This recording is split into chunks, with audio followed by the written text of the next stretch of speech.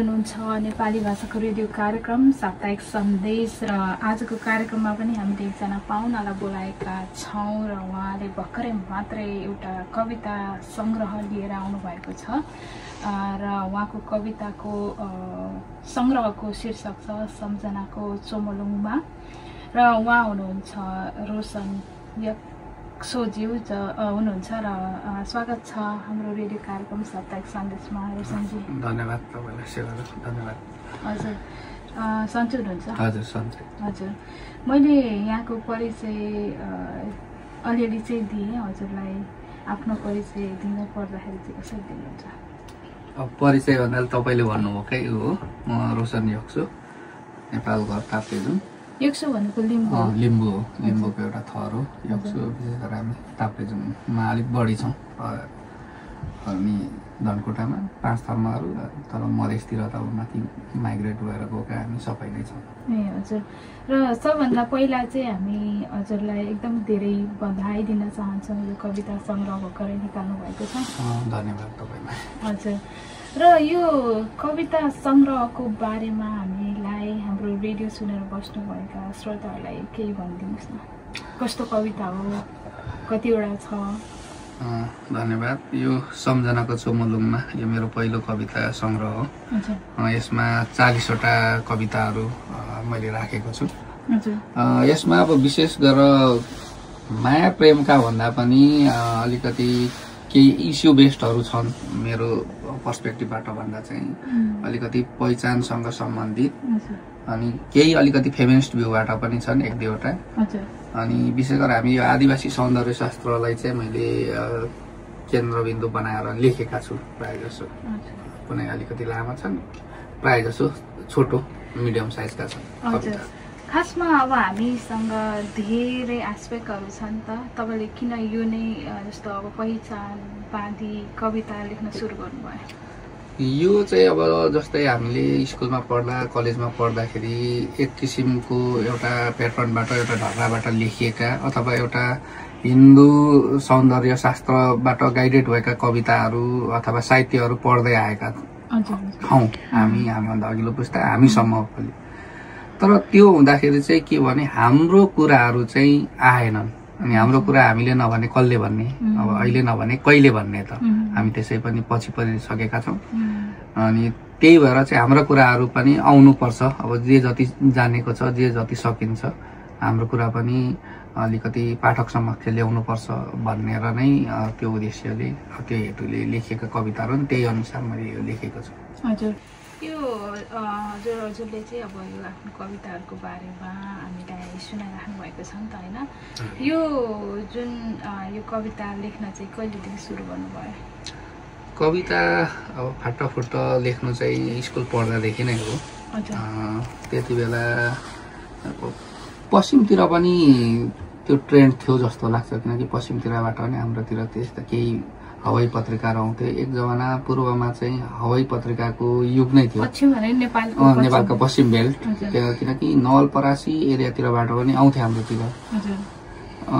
त्यो हुँदाखेरि हामीहरूले पनि स्कुल पढ्दै गर्दाखेरि स्कुलका साथीहरूसँग मिलेर एउटा खेल शिखर भन्ने एउटा त्रैमासिक हवाई पत्रिका निकालेका थियौँ।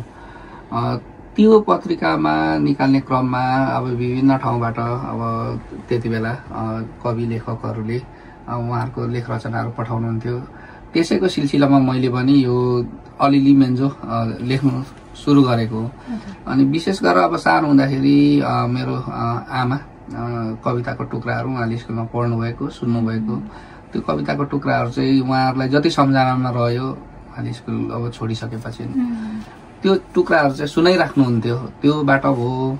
अनि अब हामी लिम्बू समुदायमा चाहिँ अब हाकपारे पालम ख्याली गाउने अब त्यो चलन भइरहन्छ। अनि मेरो घरमा बोजूले चाहिँ प्रायः जसो हाकपारेका टुक्राहरू गाइरहनुहुन्थ्यो। त्यो चाहिँ मेरो सायद सबकन्सियस माइन्डमा बसेको थियो होला, त्यसैले इन्सपायर्ड भयो होला जस्तो लाग्छ मलाई। अनि पछि स्कुल पढ्दाखेरि अब स्कुलमा अब नेपालीमा हामी सबैले पढेर आएका हौँ। अनि त्यो हवाई पत्रिकामा चाहिँ अब हामीले स्कुलमा अब कोर्समा पढेका भन्दा बाहिरका लेखक कविहरूको पनि हामी जस्तै नाम भएका, हामी जस्तै उमेर समूहका मान्छेहरूले नि लेखेको देखेपछि चाहिँ हामीले पनि लेख्न सक्ने रहेछौँ भनेर अलिअलि लेख्न सुरु गरेँ। त्यो चाहिँ अब प्रारम्भिकमा अब त्यो जानी नजानी लेखेको। हजुर। र तपाईँले यहाँ भन्नुभयो तपाईँको यो कविता सङ्ग्रहमा चाहिँ 40वटा कविताहरू समावेश छन् होइन। यो चाहिँ अब हङकङमै बसेर लेख्नुभयो धेरैभन्दा धेरै त? यो करिब आधी जति हङकङमा हो, आधी जति चाहिँ नेपाल हुँदै लेखेका हुन्। केही चाहिँ यहीँ आएर लेखेका कविताहरू पनि छन्। हजुर। जस्तो मैले चाहिँ यहाँ के सुन्न चाहेँ भन्दाखेरि जस्तो अब हङकङमा त एकदमै धेरै हाम्रो काम पनि छ नि त। हामीले चाहिँ अब 12 घन्टा काम गर्नुपर्छ अनि त्यसपछि यत्रो कविता सङ्ग्रह निकाल्न सजिलो छैन। अनि त्यो बाहेक चाहिँ अब हाम्रो समुदाय एउटा हाम्रो जुन लिम्बू समुदाय, हाम्रो मगर समुदाय भन्ने एउटा हाम्रो नेपालको कन्टेक्स्टमा चाहिँ हाम्रो समुदायमा यो कवि बन्नुपर्छ भन्ने पनि कसैले भनिएको छैन, भन्नुहुन्न थियो पहिला होइन। प्रायः हामी चाहिँ लाउरे हुने अनि विदेश जाने भन्ने खालको थियो। यो तपाईँ यहाँ कवि भएर अहिले यहाँ हामीसँगै हुनुहुन्छ होइन, हामी एकदम खुसी छौँ। यहाँसम्म आउँदाखेरिको तपाईँको च्यालेन्जेसहरू चाहिँ के कस्तो रह्यो हामीसँग सेयर गरिदिनुहुन्छ कि? त्यस्तो अब च्यालेन्ज नै भन्ने त अब त्यस्तो त भएन। अब कविता कर्म अथवा साहित्य लेखन अब नेपालमा पनि अझै पनि एउटा अनप्रोडक्टिभ सेक्टरै भन्छ अझै पनि। अब कवि भएर गीतकार भएर के हुन्छ र भन्ने तरिकाको अझै पनि छ। त्यो कन्सेप्टलाई चाहिँ अझै पनि चिर्न सकेका छैनन्। अब व्यावसायिक रूपमा लेखनबाटै लागेर अब व्यावसायिक आफ्नो जीवनयापन गर्ने त एकदम कम नेपालमा। यो एउटा सोख जस्तो हो। अनि कतिपय कुरा चाहिँ अब आफूले चित्त बुझेको हुँदैन, त्यसलाई अभिव्यक्ति गर्ने एउटा माध्यम पनि हो यो चाहिँ। कतिपय आफ्नो मनमा लागेका कुराहरू यो तरिकाले भनेर कविताको माध्यमबाट अब अरूबाट अभिव्यक्त नभएपछि आफ्नो तर्फबाट अभिव्यक्त भएका कविताहरू। र के लाग्छ तपाईँलाई हाम्रो जुन नेपालको कन्टेक्स्टकै कुरा गरौँ होइन, अब हाम्रो समुदाय इन टर्म्स अफ पपुलेसन त एकदमै धेरै छ नि त, तर एउटा हाम्रो जहाँ चाहिँ यो प्रणालीहरू छ, सिस्टमहरू छ, मेन ठाउँहरू छ, त्यहाँ त हाम्रो एकदमै कम सहभागिता छ अथवा हामीलाई चाहिँ त्यहाँ जान एकदमै गाह्रो छ नि त। त्यो केसमा चाहिँ यो कविताले कसरी सहयोग पुर्याउँछ होला? हामी अब तपाईँले भन्नुभयो जस्तै हामी अब जनसङ्ख्याको रूपमा त हामी मेजोरिटी बहुसङ्ख्यकै छौँ, तर यो जुन सिस्टम हाम्रो एउटा व्यवस्था छ त्यसमा चाहिँ हामी अलिकति किनाराकृतै छौँ, मुद्दाभन्दा बाहिर राखेका छौँ।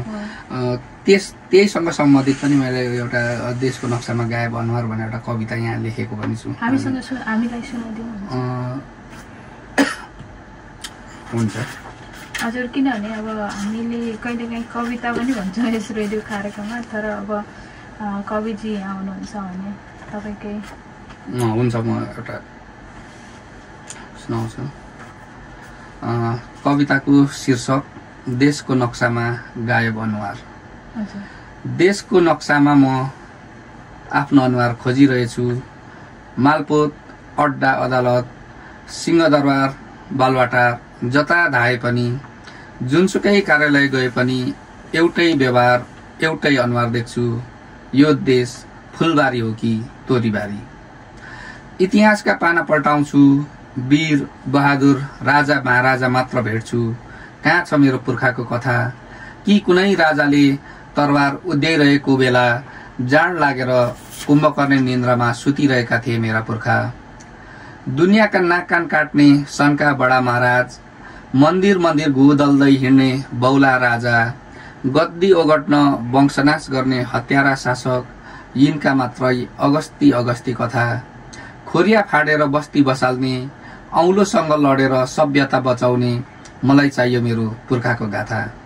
मलाई थाहा छ नक्सामा देश कोरिनुभन्दा धेरै अघि मेरै पुर्खाको रगत पसिनाले सिंचेको माटो हो यो।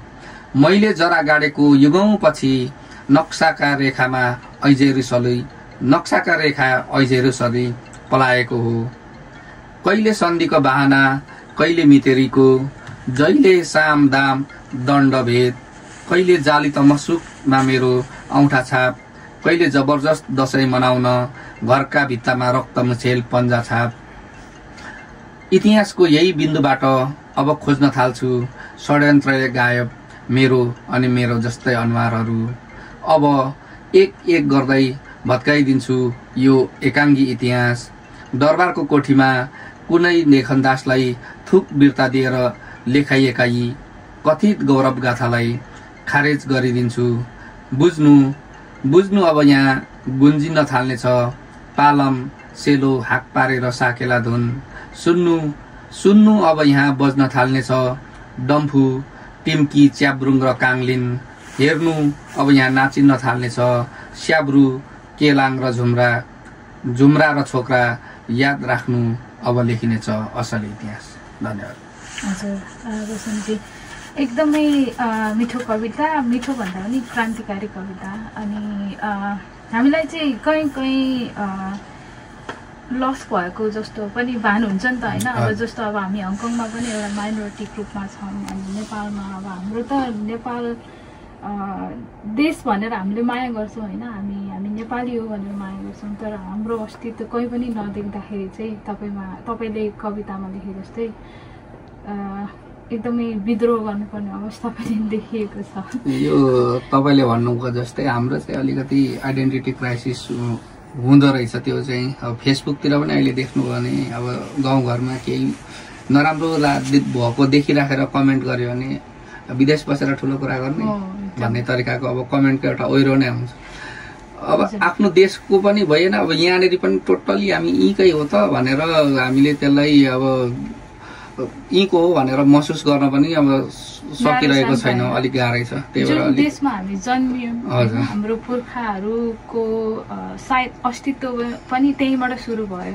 त्यहाँ पनि हामी अब शताब्दीौँदेखि हामी त्यही छौँ र पनि हामीलाई कहीँ पनि एउटा समावेश गरिएको छैन होइन। अब चाहिँ के लाग्छ तपाईँले, जस्तो अब हाम्रो समुदायले चाहिँ कसरी, अब जस्तो अब तपाईँ त एउटा कवि हुनुभयो होइन, कविता मार्फत तपाईँले यस्तो एउटा कविताहरू मार्फत नै यो क्रान्तिको यो सुरुवात गर्नुभएको छ। तर अब हाम्रो समुदायले चाहिँ तपाईँको पर्सपेक्टिभमा कसरी आफूलाई इम्पावर गर्न सक्छ जस्तो लाग्छ यो आफूलाई समावेश गर्नको लागि? अब यो चाहिँ आजको भोलि भन्ने त नहोला, तर अब क्रमशः गर्दै जाँदाखेरि चाहिँ अब हामी सबै सचेत भएर लाग्नुपर्छ जस्तो लाग्छ। हजुर। तर आजको भोलि भन्ने जस्तो अब एकदम चाहिँ छुमन्तर भन्ने तरिकाले चाहिँ हुँदैन। सबैले अब यता हामीले आफ्नो तरिकाले अन्य सेक्टरमा काम गरिराख्नुभएकाले आफ्नो तरिकाले गर्दै हामी चाहिँ जोडिँदै जानुपर्छ जस्तो लाग्छ। हजुर। र रोशनजी, तपाईँ त यहाँ हङकङको साहित्य श्रृङ्खलाको पनि सहसंयोजक हुनुहुन्छ होइन, भर्खरै मात्रै नोमिनेटेड हुनुभएको छ होइन, त्यसका लागि पनि यहाँलाई बधाई छ। र यहाँ चाहिँ तपाईँहरूको अब योजना के छ? धन्यवाद। यो भर्खरै हाम्रो 13औं वार्षिकोत्सवबाट हाम्रो जुन राणा दिदी संयोजक र म सहसंयोजक फेरि दोहोरिएको छु। अब अहिले तत्काल हाम्रो यही भनेर योजना ठोस त हामीले गरिसकेका छैनौँ। अब हामी सल्लाह गर्छौँ यो कार्यकालमा चाहिँ अब केही नयाँ चाहिँ गर्नुपर्छ भन्ने चाहिँ हामीलाई लागेको छ। किनभने हामीले अब एउटा पहिलाकै जस्तो तरिकाले पहिलाकै ढर्रामा मात्रै चलेर पनि हुँदैन, अलिकति केही नयाँपन पनि दिनुपर्छ कि भन्ने चाहिँ सल्लाह हुँदैछ। हजुर। र हामीले यो तपाईँको यो साहित्य श्रृङ्खला हङकङको एकदमै एक्टिभ एउटा अर्गनाइजेसन छ तपाईँहरूको यो, र अझै धेरै जना मध्ये पुर्याउनलाई अथवा धेरैजना कविहरू उत्पादन गर्नको लागि चाहिँ के भयो भने चाहिँ सजिलो हुन्छ जस्तो लाग्छ? यहाँनिर अब यो सुरुमा यो सुरुवात गर्ने अब दाइ दिदीहरूले यसको अब ठुलो अब उहाँहरूको ठुलो योगदान छ यसमा। अब 12-13औं वर्षसम्म निरन्तर चल्नु भनेको अब चान्चुने कुरो होइन, त्यो पनि प्रदेशको ठाउँमा। अब विशेष गरेर मैले देखेको चाहिँ यहाँनिरको अब हाम्रो कम्युनिटीमा नयाँ हाम्रो भन्दा अब नेक्स्ट जेनेरेसनका बच्चाहरू, यङ जेनेरेसनहरू उहाँहरूसँग चाहिँ हाम्रो अलिकति कनेक्सन अलिक लुज हो जस्तो लाग्छ मलाई। हामी केही त्यो ग्याप छ जस्तो लाग्छ। त्यो ग्यापलाई चाहिँ फुलफिल गर्न सकियोमा चाहिँ अलिकति अब भाषा अब साहित्यकै मात्रै कुरो होइन, अब नेपाली भाषालाई नै पनि बिस्तारै यहाँका बच्चाहरूले अब बिर्सिँदै गएको जस्तो भइराखेको छ। त्यसलाई चाहिँ हामीले अलिकति कनेक्ट गर्न सक्यौं भने चाहिँ अझै राम्रो हुन्छ जस्तो लाग्छ। अब केही अघिल्लो श्रृङ्खलामा केही सासाना अब नानी बाबुहरू आएर कविताहरू वाचन पनि गर्नुभएको छ। त्यसलाई चाहिँ अलिकति निरन्तरता दिन सक्यो भने झन् राम्रो हुन्छ जस्तो लाग्छ। हजुर हजुर। र अस्ति हामी पनि सहभागी भएका थियौँ तपाईँहरूको 13औं वार्षिकोत्सवमा, र त्यहाँ चाहिँ उहाँ कतिजना वक्ताहरूले चाहिँ के भन्नुभएको थियो भने यो लिटरेचर भनेको चाहिँ नेपाली भाषामै हुनुपर्छ भन्ने छैन भनेर भन्दै हुनुहुन्थ्यो क्या। त्यो पहिलाकोमा चाहिँ अब हामीलाई जुन तरिकाले सिकाइयो, हामी जुन तरिकाको अब ऊबाट सिद्धान्तबाट गाइडेड भयौँ, नेपालीमै लेखेको हिन्दू सौन्दर्य शास्त्रमा त्यसलाई नै मानक बनाउँदै आएका थियौँ। अब जस्तै हामी सुन्छौँ अब गाजल यति ठुला ठुला आँखा, अब त्यो हामीलाई अब मानक हो जस्तो लाग्छ। तर हाम्रो समुदायको त सबैको त ठुला ठुला आँखा हुँदैन, झिम्सा आँखा हुन्छन्। अनि त्यो भएको कारणले एउटै नेपाली भाषामै मात्रै हुनुपर्छ भन्ने त छैन। जस्तै आफ्नो तपाईँलाई लिम्बू भाषा लेख्न आउँछ भने तपाईँले लिम्बू भाषामै लेखेर आफ्नो कुराहरू, लिम्बू समुदायको कुराहरू अन्य बीच पनि ल्याउन सक्छ। हजुर सकिन्छ। हामी अब यता अब नेपालभन्दा बाहिर आइसकेपछि चाहिँ हाम्रो सम्पर्क भाषाको रूपमा चाहिँ नेपालीलाई नै हामीले युज गरिराखेका छौँ। हाम्रो नेपालीको भाषा भनेपछि नेपाली भाषालाई। तर यो खस नेपाली भाषा मात्रै होइन, आफ्नो भाषा, गुरुङको आफ्नो भाषा छ, तामाङका छन्, मगरका छन्, अब राई समुदायको पनि विभिन्न भाषाहरू छन्, अब लिम्बू समुदाय, त्यसमा पनि लेख्न सक्दाखेरि झन् राम्रो भन्छु म चाहिँ। किनकि त्यसले गर्दा चाहिँ त्यो पनि एक किसिमले भन्नुपर्दाखेरि त्यो नेपाली साहित्यलाई नै टेवा हो। त्यो नेपाली खस नेपाली भाषामै लेखेको नहोला, तर जुन एउटा बृहत्तर रूपमा हामीले हेर्दाखेरि त्यो नेपाली साहित्यलाई नै, नेपाली उसलाई नै टेवा दिने। जस्तो अघि तपाईँले भन्नुभयो नि नेपाल चाहिँ फुलबारी हो कि तोरीबारी भनेर, यो त्यही कनेक्ट हुन्छ नि? हजुर, यो हाम्रो चाहिँ खासमा त्यही अब हामीले त्यो पहिला एक भाषा एक भेष भन्ने तरिकाको एउटा विशेष गरेर पञ्चायती महेन्द्र राष्ट्रवाद पनि भन्छ, त्यो फिलोसफीबाट गाइडेड भएको त्यसको ह्याङओभर चाहिँ अझै पनि छुटी नसकेको कारण चाहिँ नेपाली अझै पनि अब नेपाली त्यो भने प्रष्ट बोल्नु सक्यो भने चाहिँ त्यो जान्ने। तर अझै पनि मेरो गाउँमा अब अझै पनि नेपालका कति दूरदराजमा त आफ्नो भाषा बोल्नेहरू छन्। नेपाली त अब पढ्दाखेरि मात्रै बोलिन्छ। समुदायमा घर परिवार छरछिमेकमा त आफ्नो भाषा बोल्ने समुदायले त प्रष्टसँग बोल्न सक्दैन। त्यो हुँदाखेरि चाहिँ सबैको अस्तित्वलाई चाहिँ स्वीकार गर्न सक्नुपर्छ भन्ने हो। हजुर। र रोशनजी, अब भने हामी रेडियो कार्यक्रमको यो कुराकानी छ नि हाम्रो, यसको अब अन्तिमतर्फ पनि लागिरहेका छौँ। अन्तिममा चाहिँ हाम्रो रेडियो सुनेर बस्नुभएका श्रोताहरू, हामीलाई हेरेर बस्नुभएका श्रोताहरूलाई चाहिँ के भन्न चाहनुहुन्छ? सर्वप्रथम त तपाईँलाई यो अवसर दिनुभयो, धन्यवाद दिन चाहन्छु।